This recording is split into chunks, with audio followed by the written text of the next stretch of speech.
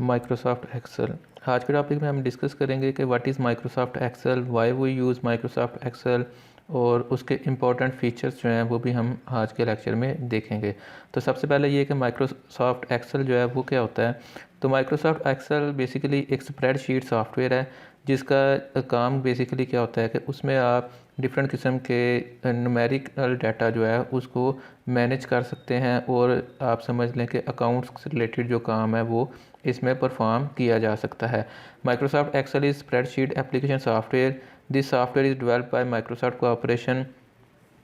Microsoft cooperation ने इसको जो है वो ये डिज़ाइन किया है। फिर उसके बाद ये है कि आप इसमें मुख्तलिफ़ किस्म के जो है वो टास्क परफॉर्म कर सकते हैं। जैसे यहाँ पे मेंशन है कि it is use to manipulate numeric data. जो न्यूमेरिक डाटा होता है उसकी मैनिपुलेशन के लिए यूज़ होता है।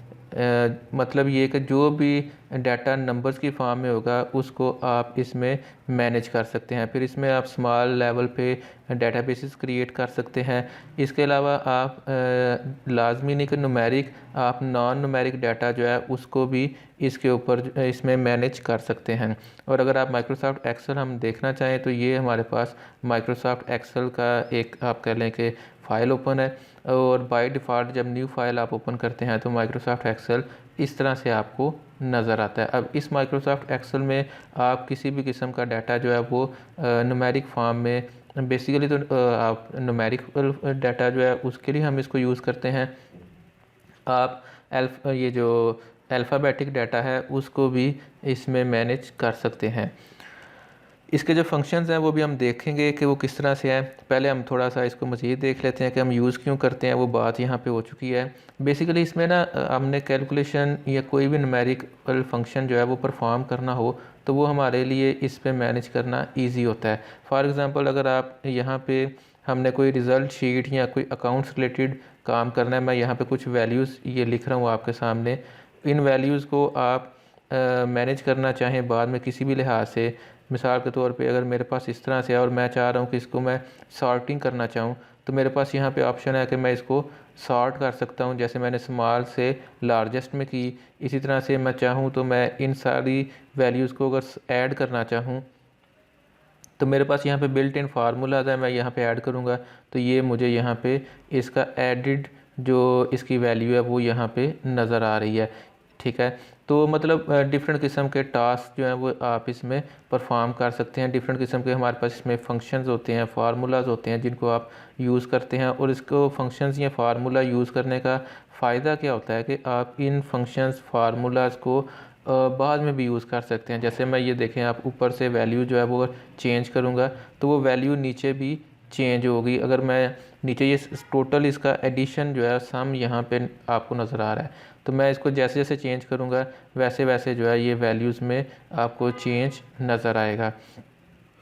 इस तरह का न्यूमेरिकल जो है ना वो आप कर सकते हैं इसमें चीज़ें। बहरहाल अभी हम इसके फ़ीचर्स देखते हैं कि फ़ीचर्स क्या कौन कौन से हैं इसके। सबसे पहले जो माइक्रोसॉफ्ट एक्सेल और ये जो हम फ़ीचर्स देख रहे हैं ये माइक्रोसॉफ्ट एक्सेल 2007 जो है इसके फ़ीचर्स हैं। अभी जो मैंने आपको सॉफ्टवेयर ये माइक्रोसॉफ्ट ओपन करके दिखाया एक्सेल का, ये 2013 वर्जन है।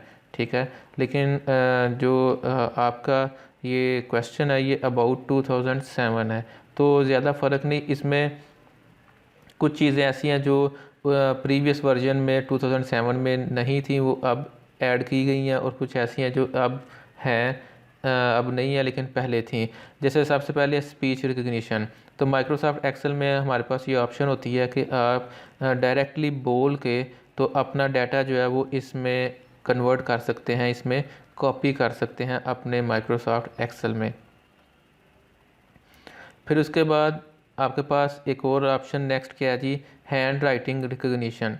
हैंड राइटिंग रिकग्निशन का मतलब क्या है कि आप हाथ से लिखा हुआ डाटा जो है उसको भी ये कन्वर्ट किया जा सकता है टाइप्ड करैक्टर्स जैसे होते हैं। जैसे ये कंप्यूटराइज्ड आपको यहाँ पे नज़र आ रहा है, इस फॉर्मेट में आपका लिखा हुआ डाटा डायरेक्टली जो है वो एक्सेल में कन्वर्ट हो जाएगा। फिर हमारे पास 2007 एक्सेल में एक ऑप्शन होती थी, अभी भी है बल्कि, और वो है ask a question. Ask a question ऐसे ही है जैसे आप एक हेल्प जो है वो आस्क हेल्प के लिए जो है वो डिमांड कर रहे हैं। तो जब भी आपको कोई हेल्प रिक्वायर होती है तो आप आस्क का बॉक्स जो है वो इसमें सर्च का एक ऑप्शन होता है, उसमें जो भी आपको चीज़ चाहिए, जो भी आपको ऑप्शंस जो आप पूछना चाह रहे हैं या कोई भी आपकी क्वेरी है तो वो आप डायरेक्टली उसमें पूछ सकते हैं। फिर इसमें नेक्स्ट है जी स्मार्ट टैग्स। अब स्मार्ट टैग्स क्या होते हैं? The smart tags feature allows you to access contextual information directly from your file. A small tag typically appears embedded in your file after you complete a task such as pasting a data. अब इसमें क्या है, ये मैं आपको यहाँ पे दिखाता हूँ कि अगर आपके पास कोई डाटा है, जैसे ये मैंने 89 लिखा हुआ है, अब मैं इस ये दो जो सेल्स हैं इनको मैं कॉपी करके यहाँ पे पेस्ट करना चाहूँ, तो जब मैं यहाँ पे पेस्ट करता हूँ तो ये आप देखें एक छोटा सा ये टैग ओपन हो गया, इसे कहते हैं स्मार्ट टैग। ये जो मैंने पेस्टिंग की है, इस पेस्टिंग की जो इससे रिलेटेड जो अदर आप कह सकते हैं कि जो मेरे पास ऑप्शंस हैं वो यहाँ पे मेरे पास शो हो रही हैं। तो एक चीज़ ये कि आपको पता होना चाहिए कि एक्सेल में जो डाटा होता है वो जो ये पेज होता है इसको हम कहते हैं एक्सेल की शीट। अगर आप ये देखें, ये शीट आपको यहाँ पे नीचे लिखा भी नज़र आ रहा है शीट 1, तो ये शीट होती है और पूरी जो एक्सेल की फ़ाइल होती है उसे कहा जाता है वर्क बुक। ठीक है, एक्सेल की पूरी फाइल वर्कबुक होती है। इसमें डिफरेंट ये आपको सेल्स नज़र आ रहे हैं, ये जो एक बॉक्स नज़र आता है इसको कहा जाता है सेल। और अगर आप देखें तो इस तरफ को और इस तरफ को भी कुछ जैसे ये रोज़ हैं और इनको हम कहा जाता है कॉलम्स। कॉलम्स के नंबर्स जो हैं वो हमेशा अल्फ़ाबेटिकल हैं, ABCD ऐसे ये आपको टॉप पे नज़र आ रहे हैं, और जो रोज़ हैं उनकी नंबरिंग 1 2 3 4 5 इस तरह से रो की नंबरिंग हुई है। तो ये भी आपको पता होना चाहिए कि इसमें जो डाटा है वो इन सेल्स में लिखा जाता है, इन बॉक्सेस में लिखा जाता है। बाकी इसका जो इंटरफेस है वो ये बेसिक्स जो है ये सारी माइक्रोसॉफ्ट वर्ड वाली हैं। यहाँ पे ये जो ये बार है इसे फार्मूला बार कहा जाता है। यहाँ पे आपने जो कैलकुलेशन परफॉर्म करनी होती है उसका फार्मूला यहाँ पे लिखते हैं। फार्मूला लिखने का तरीका जो है वो हम बाद में देखेंगे कि वो किस तरह से इस पे फार्मूलाज वगैरह लगाए जाते हैं, लेकिन फार्मूलाज लगा सकते हैं, डिफरेंट किस्म के टास्क हम इसमें परफॉर्म कर सकते हैं। अब इसमें अगर आप देखें तो ये स्मार्ट टैग्स वाला ऑप्शन भी हो गया। फिर उसके बाद नेक्स्ट हमारे पास है इमेजेस एंड एनिमेशन।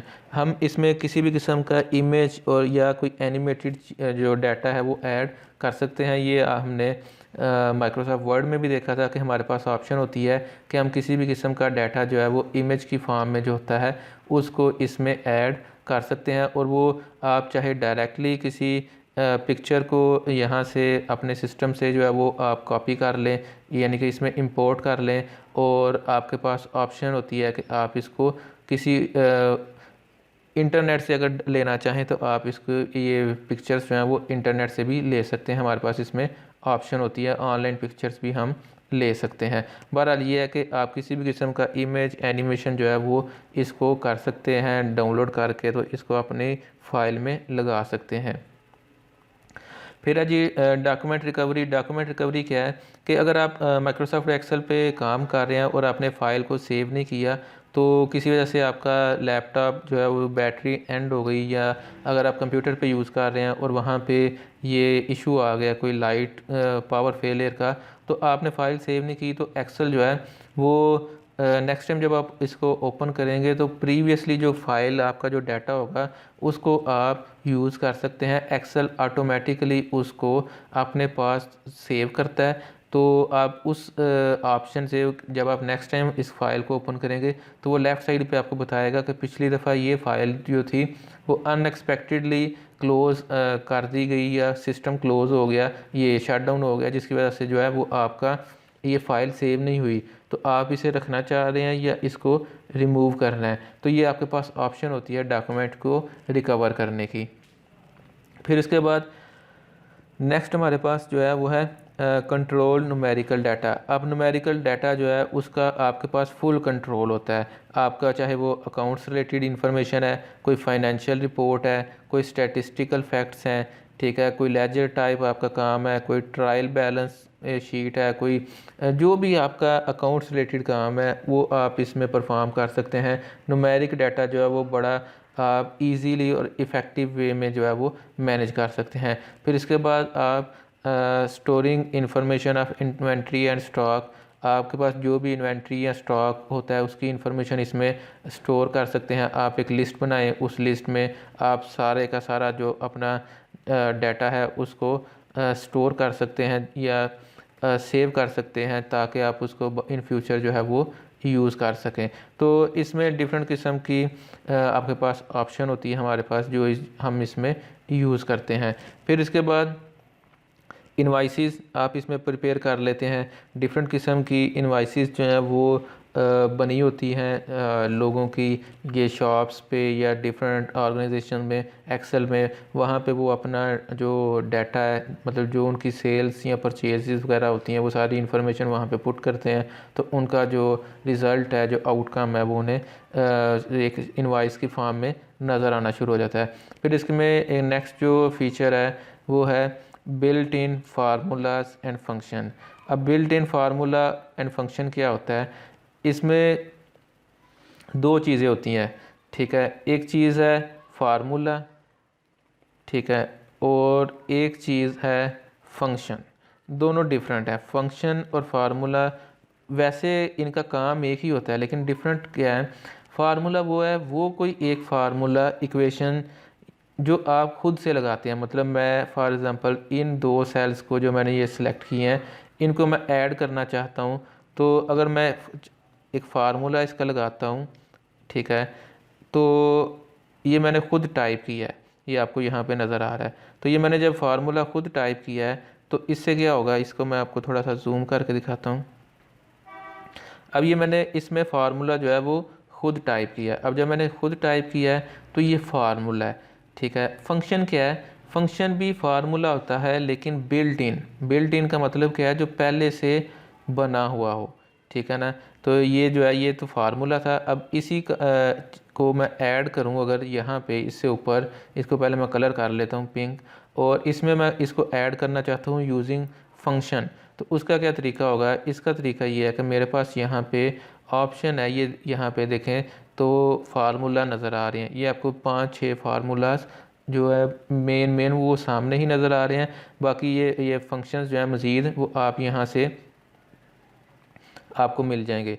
आप यहाँ पे ऑल पे क्लिक करें तो आपको ये सारे के सारे जो है ये फंक्शंस बिल्ट इन जो है वो नज़र आएंगे। बहरहाल अगर मैं फ़ंक्शन के ज़रिए इसे ऐड करना चाहता हूँ तो मैं ये यहाँ से सम वाला फ़ंक्शन जो है वो चूज़ करूँगा, एंटर प्रेस करूँगा तो उसने इसको ऐड कर दिया।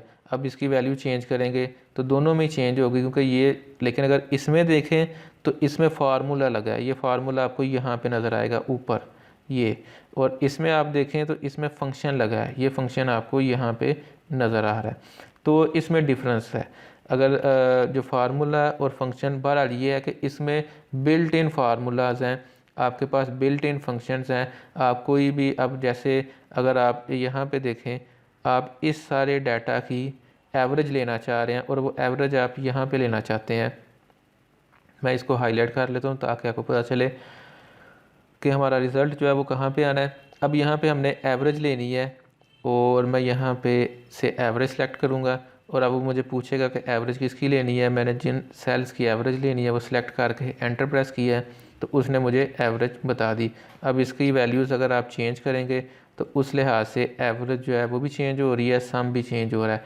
तो एक्सेल इस तरह से काम करता है, ठीक है, हो गया। इसके बाद नेक्स्ट हमारे पास जो चीज़ है वो है presentation of data in graphs and chart.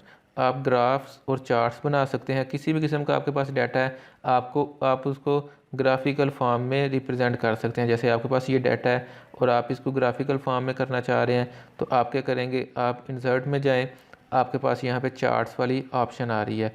आपके पास डिफरेंट किस्म के चार्ट्स भी शो हो रहे हैं। आपको जो चार्ट, फॉर एग्जांपल मैं ये वाला चार्ट अगर ड्रा करना चाह रहा हूँ, तो ये देखें मैंने यहाँ से सिलेक्ट किया है, चार्ट ड्रा हो गया।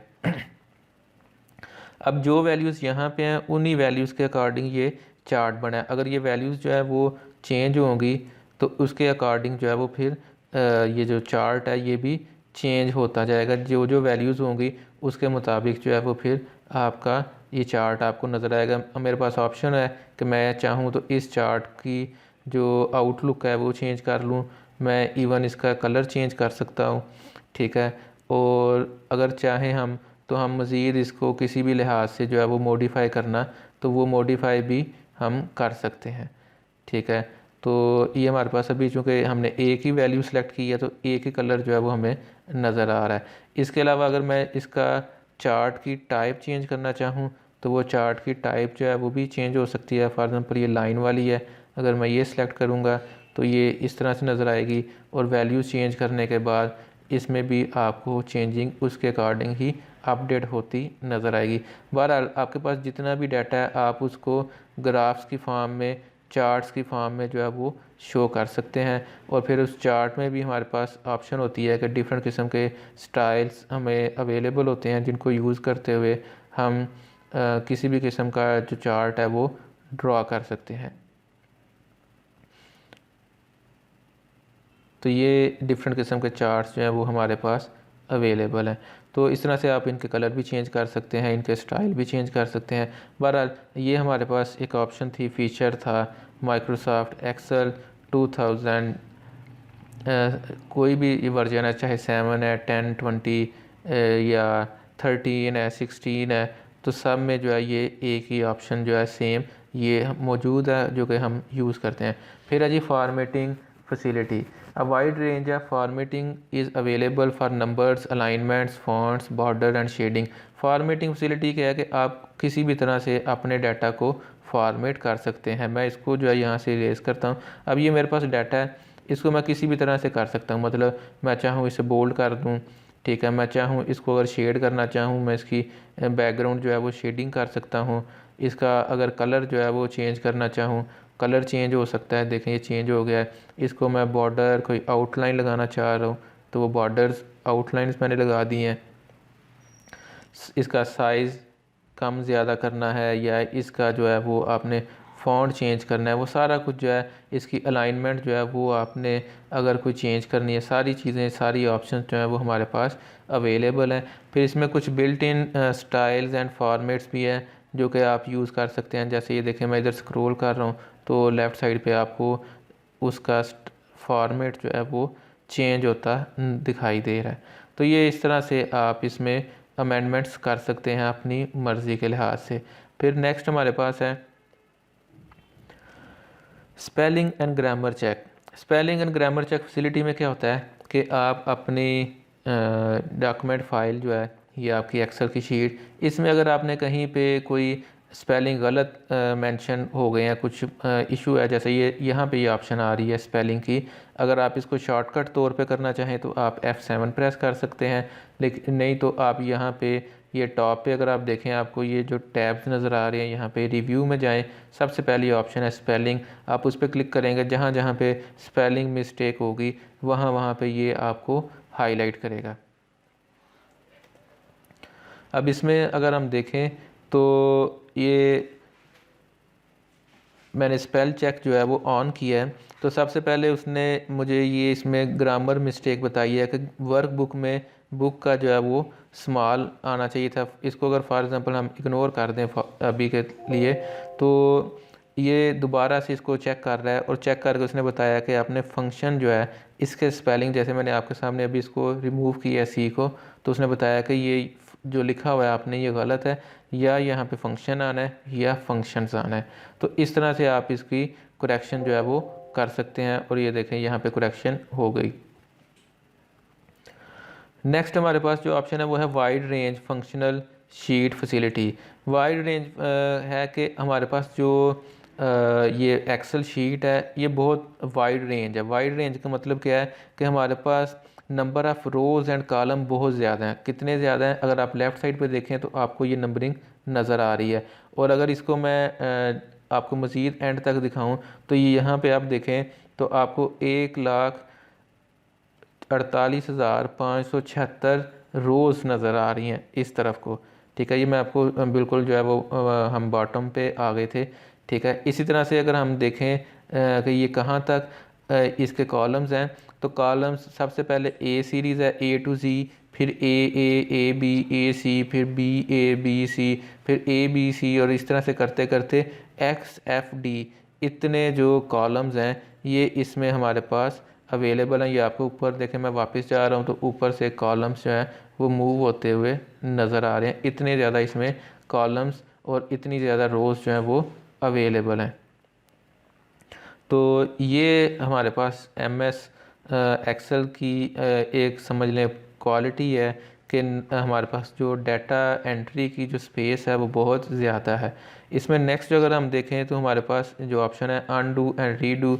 अनडू एंड रीडू ये पहले भी हम कर चुके हैं कि अनडू एंड रीडू क्या होती है कि कोई भी आपके पास ऑप्शन है, कोई भी आपने टास्क परफॉर्म किया है, जैसे ये एक सेल है, मैंने इसका जो है वो शेड चेंज किया है, तो इसको आप चाहें तो आप इसको अनडू कर सकते हैं और चाहें तो आप इसको रीडू भी कर सकते हैं, जो कि आप माइक्रोसॉफ्ट वर्ड में भी कर सकते हैं। फिर उसके बाद हेडर एंड फुटर, जैसे माइक्रोसॉफ्ट वर्ड में आप हेडर एंड फुटर ऐड कर सकते हैं। इसमें भी हमारे पास ऑप्शन होती है कि हम हेडर एंड फुटर जो है वो अपनी फ़ाइल में अटैच कर सकते हैं। जैसे ये एक पेज उसने अब, चूँकि पहले पूरी शीट दिखा रहा था वो मैं, अब हम हेडर एंड फुटर ऐड करना चाह रहे हैं तो उसने हमें यहाँ पे एक उस पूरी शीट को पेजेस में डिवाइड कर दिया। अब आप यहाँ पे कोई भी चीज़ जो है उसको हेडर के तौर पे लिखना चाहें तो वो आप लिख सकते हैं। फॉर एग्जांपल मैं यहाँ पे लिखना चाहूँगा MS एक्सेल, तो ये हेडर के तौर पे जो है वो यहाँ पे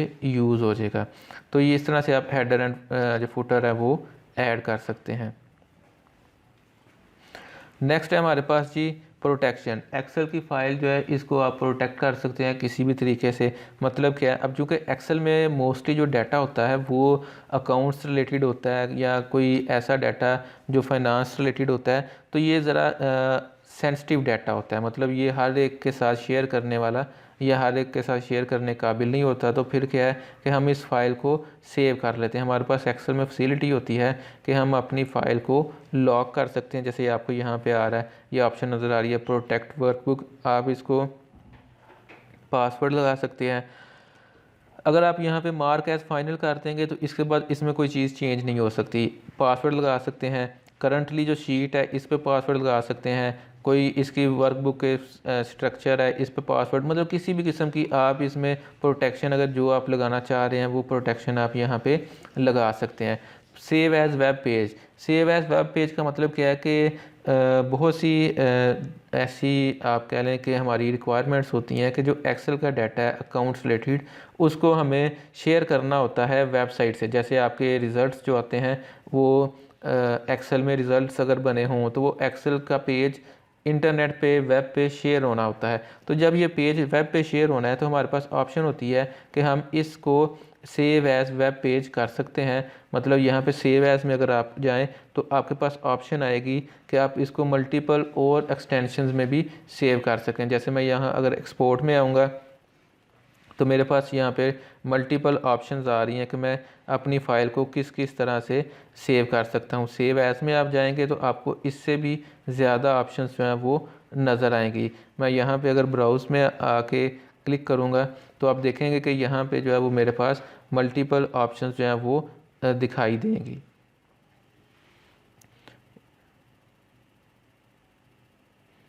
अब यहाँ पे अगर ये देखें पूरी एक लिस्ट ओपन हो गई है, ठीक है। इस पूरी लिस्ट में मल्टीपल जैसे ये XML है, ये वेब के लिए यूज़ होता है। इसी तरह से XML स्प्रेडशीट भी है, फिर ये CVS भी है, XPS, ये सारी चीज़ें जो हैं ये आप समझ लें कि ये इंटरनेट पे वेब पे शेयरेबल हैं। तो इस तरह से आप इसको ओवर इंटरनेट भी शेयर कर सकते हैं। इवन हमारे पास यहाँ पे ऑप्शन भी होता है कि अगर आप इसको ऐसे देखना चाहें कि वेब पे कैसे ये अपलोड होगी तो वो भी हमारे पास जो है वो ऑप्शन होती है इसको व्यू करने की। तो नेक्स्ट आपके पास है जी फ़िल्टर। यहाँ पे फ़िल्टर क्या है जी हमारे पास कि हम किसी भी किस्म का जो डाटा है उसको फ़िल्टर आउट कर सकते हैं। फ़िल्टर आउट करने का मतलब क्या है कि जैसे सॉर्टिंग कर लेनी किसी चीज़ की होती है, या जैसे किसी चीज़ को फ़िल्टर करते हैं हम कि इसमें से एक तरह का डाटा अलग हो जाए, तो वो आप इसमें कर सकते हैं। मैंने अभी आपको सॉर्टिंग भी करके बताई थी। इसी तरह से ये हमारे पास ऑप्शन होता है कि कोई डाटा फ़िल्टर करना है। फ़िल्टर में ये होता है कि आप चाह रहे हैं कि किसी जगह पे कि इस लिहाज से डाटा जो है वो उसमें उसको मैनेज करना कि एक ख़ास रेंज का डाटा जो है वो हाईलाइट हो जाए, एक ख़ास रेंज का डाटा जो है वो सॉर्ट हो जाए, एक ख़ास रेंज का डाटा जो है वो रिमूव हो जाए। तो ये सारी चीज़ें जो हैं वो आप फ़िल्टर से परफॉर्म कर सकते हैं। वो जब हम कोई प्रैक्टिकल सेशन रखेंगे इसका, तो उसमें मैं फिर आपको ये सारी चीज़ें करके बताऊँगा। फिर है जी ऑटो शेप्स। इसमें बिल्ट इन शेप्स होती हैं जो कि ग्राफिकली आप इसमें यूज़ कर सकते हैं। ये शेप्स का है, इसमें ये देखें बिल्ट इन कुछ शेप्स हैं जो आप ज़रूरत पड़ने पर अपनी रिक्वायरमेंट के मुताबिक जो है वो यूज़ कर सकते हैं, उनको ड्रॉ कर सकते हैं। डिफरेंट किस्म की शेप्स होती हैं जो कि आपकी इस फाइल में या आपकी वर्किंग के दौरान आपको रिक्वायर हो सकती है। आप उसको उसके मुताबिक जो है वो अपनी ज़रूरत के मुताबिक यूज़ कर सकते हैं। तो ये ऑटो शेप्स वाला ऑप्शन भी इसमें हमारे पास अवेलेबल होता है। फिर है जी रीकैलकुलेशन। एक दफ़ा आपने कैलकुलेशन परफॉर्म कर दी, उसको दोबारा से रीकैलकुलेशन से मुराद ये अब जैसे ये देखें मैंने यहाँ पे आपको ये फार्मूला कैलकुलेट करके बताया हुआ था। अब मैं चाहता हूँ कि इसको चेंज करना, या यहाँ पे अगर हम देखें तो यहाँ पे मैंने आपको दोनों का सम फार्मूले के ज़रिए करके बताया था और यहाँ पे फंक्शन के ज़रिए। तो ये ग्रीन वाला जो है मैं इसका फार्मूला चेंज करके इसका डिफरेंस ले लेता हूँ। तो अब आप देखेंगे कि यहाँ पे दोनों वैल्यूज़ का डिफरेंस नज़र आ रहा है। अगर मैं वैल्यूज़ जो है वो चेंज करता हूँ तो डिफरेंस उसी लिहाज से जो है वो चेंज हो रहा है। ये पिंक वाले में आपको सम नज़र आ रहा है, ग्रीन वाले में डिफरेंस नज़र आ रहा है। तो रिकैलकुलेशन जो है वो आप किसी भी टाइम पे परफॉर्म कर सकते हैं। फिर इसके बाद है जी ऑटो फिल। हमारे पास ये ऑप्शन भी है ऑटो फिल की, मतलब एक्सेल जो है जब एक series of number bar bar repeat हो रहे हों तो ये उसको रीफिल की ऑप्शन, ऑटो रीफिल की ऑप्शन जो है वो देता है। अब जैसे यहाँ पे मैं नीचे लिख रहा हूँ, यहाँ पे हम एक लिस्ट बनाते हैं। उस लिस्ट में हम कुछ चीज़ों के मैं नाम लिखता हूँ। फॉर एग्ज़ाम्पल मैंने यहाँ पे लिखा कंप्यूटर, ठीक है। इसके बाद नेक्स्ट जो है वो मैं लिखता हूँ लैपटॉप, मोबाइल, ठीक है। उसके बाद मैं लिखता, अब देखिए मैंने सी लिखा है तो उसने खुद ही मुझे एक सजेशन दे दी कि आप कंप्यूटर लिखना चाह रहे हैं, ठीक है। तो अगर मैं कंप्यूटर मुझे मैंने यही करना है तो मैं एंटर प्रेस करूँगा तो वो एंटर हो जाएगा और मेरा जो टेक्स्ट है वो ऑटो रीफिल हो गया।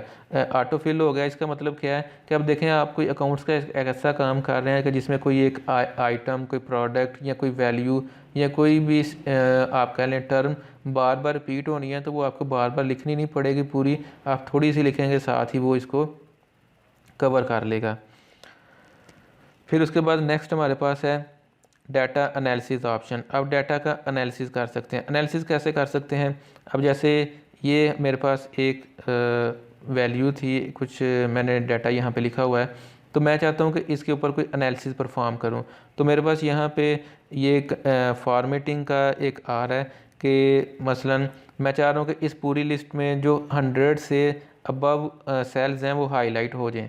तो जब मैं यहाँ पे 100 लिखूँगा तो जो सेल्स 100, और मैंने यहाँ से ये देखा लिखा है लाइट रेड फिल करना है उनको, तो अब ये जो 100 से ऊपर सेल्स हैं ये ऑटोमेटिकली हाईलाइट हो गए हैं। अब इसमें ऐसे भी हो सकता है, ये तो चलें 10, 12, 15 या 5, 7 वैल्यूज़ हैं, ऐसे भी हो सकता है कि वैल्यूज़ जो हैं वो लाखों में हो। जैसे मैंने देखा कि एक्सेल की शीट जो है, मैंने आपको कहा बताया कि 1,48,000 से ज़्यादा जो है वो इसमें जो है वो 1,48,000 से ज़्यादा चीज़ें हैं। तो इसमें ऑप्शन हो सकती है, पॉसिबिलिटी हो सकती है कि ये जो है वो इतनी वैल्यूज़ हों।